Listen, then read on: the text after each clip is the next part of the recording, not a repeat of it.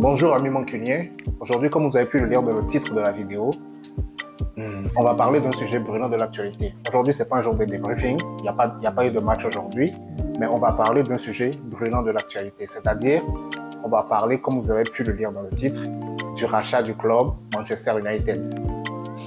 Toutes les infos qu'on a, tout ce qu'il y a comme proposition, tout ce qui est officiel, tout ce qui est non officiel, les rumeurs et tout ça, on va parler de tout ça dans cette vidéo. On va décrypter tout ça, donc restez avec moi jusqu'à la fin. N'oubliez pas de vous abonner, de liker la vidéo, de la partager aussi. N'oubliez pas tout ça et restez avec moi jusqu'à la fin parce que je vais vous en apprendre des choses, certainement, probablement. Vous allez m'en apprendre aussi dans les commentaires s'il y a certains sujets que je n'ai pas couverts. Vous allez m'en apprendre dans les commentaires. Bienvenue. Glory, glory, Man United. Glory, glory, Man United. Comme je vous l'ai dit dans l'intro, on va parler d'un sujet brûlant de l'actualité de Manchester United qui est le rachat de ce club. À l'heure à laquelle on se parle, il y a eu une offre officielle d'un fonds qatari et il y a eu une autre offre officielle du groupe géré par le milliardaire Jimmy Ratcliffe qui est actuellement propriétaire de l'OGC Nice en France. Donc, actuellement, il y a deux offres officielles et puis plusieurs rumeurs par rapport à certains fonds d'investissement qui souhaiteraient s'associer en consortium pour participer également au rachat, en tout cas racheter certaines parts, sinon la totalité du club. Le club Manchester United est actuellement à vendre, ce n'est pas un secret, vous devez le savoir, sinon je vous l'apprends. Le club est à vendre actuellement et la famille Glazer veut se séparer du club pour un montant record de 6 milliards. Et actuellement, il y a eu une offre officielle d'un fonds d'investissement qatari à hauteur de 4 milliards et quelques ou 5 milliards et quelques. En tout cas, ils n'ont pas avancé la totalité des 6 millions, mais c'est une offre de rachat du club. À l'heure à laquelle je vous parle, ce sont les deux offres qui sont sur la table. Jimmy Ratcliffe, il avait essayé auparavant de racheter Chelsea quand Chelsea était à vendre. Quand le milliardaire russe voulait se débarrasser de Chelsea et que Chelsea était à vendre, il voulait la racheter, mais son offre n'a pas été jugée suffisante. Chelsea a plutôt été vendu au milliardaire américain. Là, actuellement, il revient à la charge à Manchester United pour acheter le club, mais en face de lui, ils ont un gros poisson qui est un fonds d'investissement qatari. Et c'est sur celui-là qu'on va s'attarder un tout petit peu. On va parler de qu'est-ce que le fonds pourrait apporter au club, quelles pourraient être les répercussions sur le club, sur le championnat et tout ça. On va essayer de décrypter tout ça un tout petit peu. Alors, le fonds qatari qui a fait l'offre de rachat de Manchester United a fait une offre de 4,6 milliards de pounds pour le rachat du club. C'est une offre officielle. Le club a fait un communiqué de presse et le fonds d'investissement également a fait un communiqué de presse par rapport à leur offre d'achat. À l'heure où on en parle, il n'y a encore rien d'officiel, c'est-à-dire que il n'y a encore rien de signé, le club n'est pas encore dans les mains de ce fonds d'investissement. Mais advenant que cela arrive, qu'est-ce que ça pourrait changer dans la composition du club, dans l'évolution du club en général? Qu'est-ce que ça pourrait changer? Je vais vous expliquer un tout petit peu. Le fonds qatari, ils sont actuellement, en tout cas l'État qatari, à travers des fonds d'investissement des sociétés, ils sont actuellement propriétaires du Paris Saint-Germain. Donc ils ont déjà un club élite en Europe, qui est le Paris Saint-Germain. Et là actuellement, le Paris Saint-Germain est géré par QSI, Qatar Sports Investments. Et là actuellement, l'État qatari voudrait racheter un club anglais qui est Manchester United pour avoir un autre club anglais, un autre club élite dans leur portefeuille. Mais ça ne sera pas par le même fonds d'investissement, ça sera par un autre fonds d'investissement, en tout cas une fondation qui est gérée par un des fils de l'ancien président du Qatar et le rachat va se faire au travers de cette fondation. C'est ce qui est avancé officiellement. Mais officieusement, on sait que c'est l'État du Qatar qui rachète le club. Et déjà sur cette base, il pourrait y avoir un problème au niveau de l'UEFA. Parce que si vous le savez, si vous ne le savez pas, je vous l'apprends, il y a une règle il y a une politique dans l'UEFA qui dit que deux clubs qui appartiennent au même propriétaire ne peuvent pas jouer de compétition européenne. C'est-à-dire que deux clubs qui appartiennent au même propriétaire ne peuvent pas jouer la Champions League ou l'Europa League. Donc, advenant que le Qatar, Manchester United accepte l'offre du Qatar pour jouer pour le rachat, le Qatar aurait deux clubs élites qui joueraient potentiellement la Champions League, ce qui pourrait être un problème. Donc, qu'est-ce que le Qatar fait? Le Qatar crée deux compagnies différentes pour racheter le club, pour faire croire que ce n'est pas l'État qatari, mais c'est deux compagnies différentes d'un même pays qui ont racheté le club. En vrai, c'est des choses qui arrivent très souvent. Dans la saison 2017-2018, on a eu Leipzig et Salzbourg qui étaient tous les deux qualifiés pour la Champions League et qui appartenaient tous les deux à une même compagnie, qui est la célèbre compagnie de boissons énergisantes qui donne des ailes. Je sais que vous savez de quoi je parle. Et en ce moment, il y a eu un conflit à cause de la fameuse règle de l'UEFA qui dit que deux clubs qui appartiennent au même propriétaire ne peuvent pas jouer la compétition. Donc, il a fallu passer par des malversations, passer par des petites, c'est pas des magouilles, mais des petits ajustements pour que les deux clubs puissent se qualifier pour jouer la Champions League. Ce qui a été fait. Et je pense que c'est la même chose qui se fera dans ce cas précis. Parce que ils ont créé deux fonds d'investissement, en tout cas deux groupes différents. Au PSG, c'est QSI. Ici, ça sera une fondation 92, si je me rappelle bien, si ma mémoire est bonne. J'ai juste lu l'article aujourd'hui. Une fondation en tout cas gérée par le fils de l'ancien président qui fait cette offre officielle pour acheter le club. Est-ce que vous me suivez? Parfait.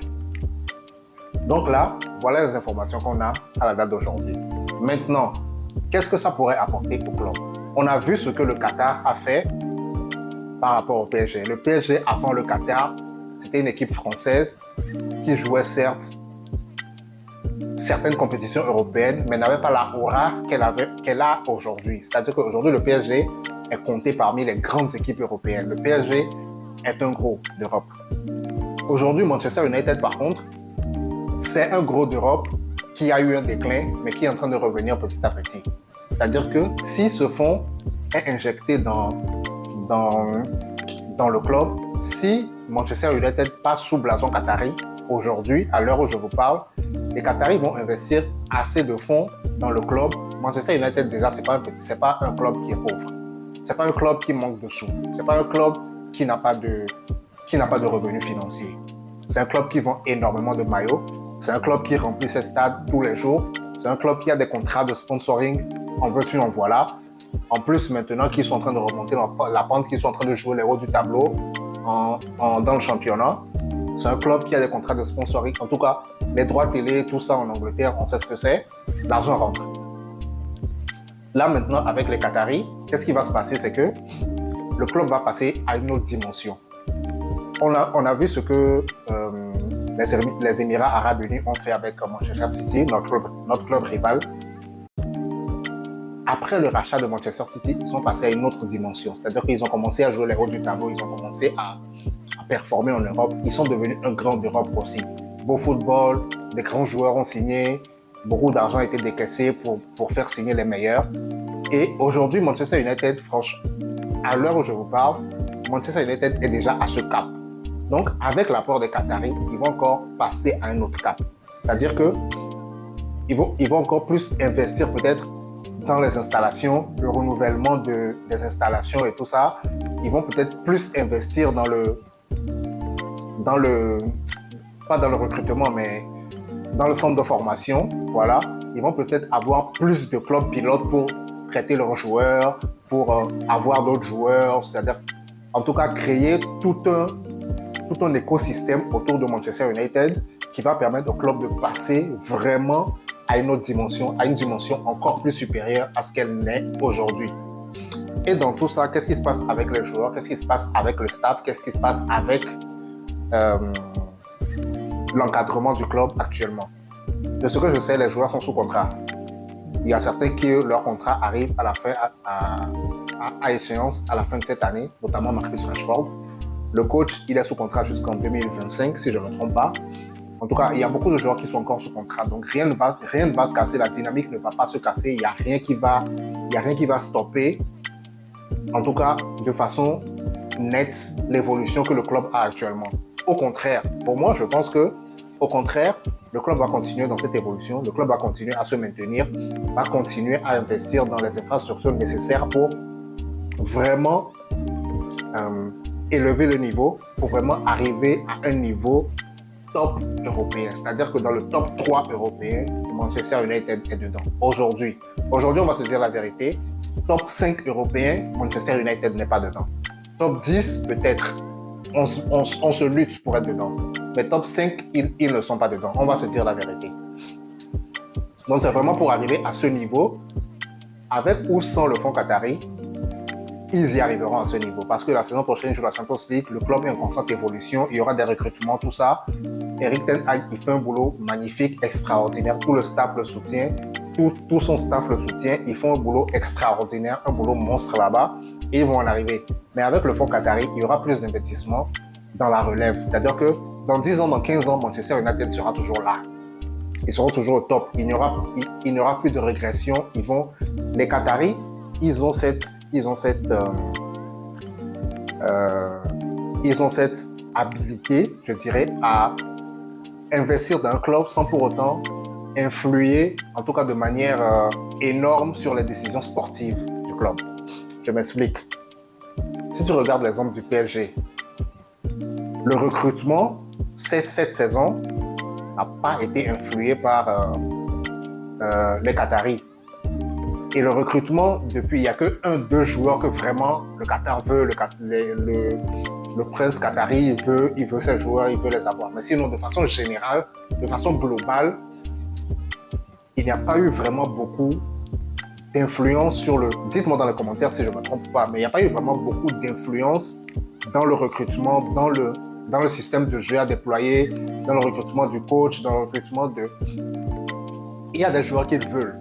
Il y a des entraîneurs qui le veulent pour des raisons de sponsoring, pour des raisons de vente de maillots, tout ça. Oui, c'est un club, mais ils font pas du bénévolat, ils doivent rentrer de l'argent.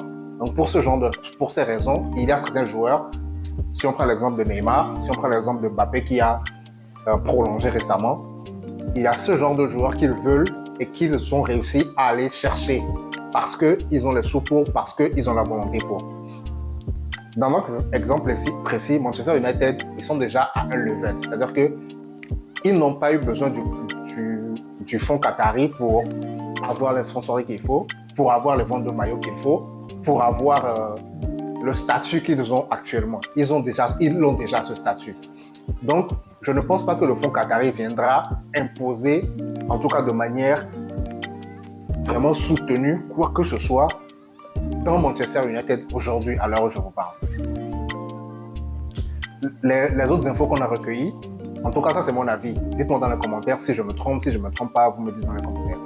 Les autres infos qu'on a recueillies, ce sont des rumeurs, il y a d'autres fonds d'investissement qui veulent se regrouper en consortium, comme je l'avais dit au début, pour participer en tout cas au rachat de Manchester United. Des fonds américains, pas russes, des fonds américains, européens, tout ça, qui veulent se regrouper en consortium pour participer au rachat. Alors je vous parle aujourd'hui, en tout cas, voilà les informations qu'on a. Je voulais revenir, m'attarder un tout petit peu sur le potentiel rachat de Manchester United par le Qatar.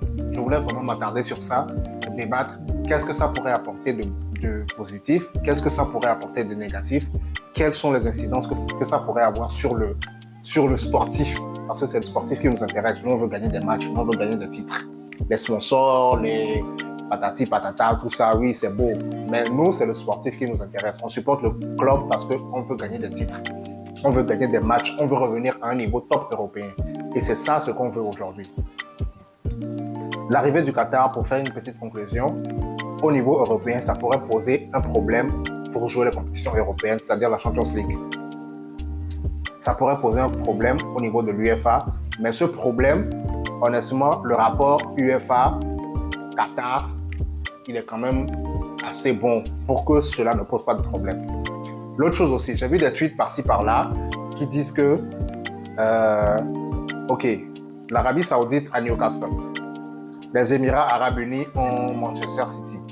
Si le Qatar a Manchester United, le championnat va devenir une sorte de guerre géopolitique, sportive entre les États du Golfe.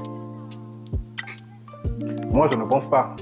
Je ne pense pas. Au contraire, ça va apporter une autre aura au championnat. Regarde aujourd'hui Manchester City.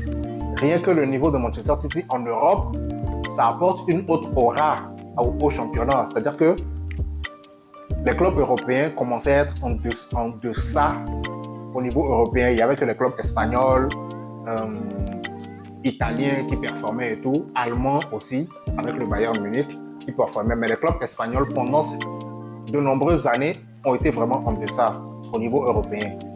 Mais avec l'arrivée de ce fonds, c'est-à-dire que ça a relevé le niveau rien que du championnat. Et vu que le niveau du championnat a été relevé, ils ont relevé également le niveau au niveau de l'Europe. Et c'est ça qui va arriver. Aujourd'hui, l'Arabie Saoudite est déjà propriétaire de Newcastle.